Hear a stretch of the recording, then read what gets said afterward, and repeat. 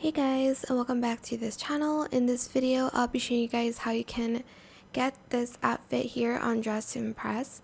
So what you need to do is you'll need to play 6 rounds in Garden of Eden to wear the Gaga Paparazzi Suit. So here is the Garden of Eden round.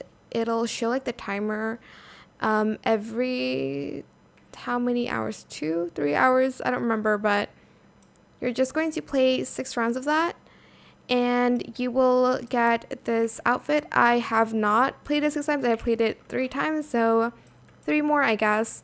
So yeah, that is how you can open up how you can wear the Gaga Paparazzi Suit on Dress to Impress. I hope this tutorial is helpful for you guys.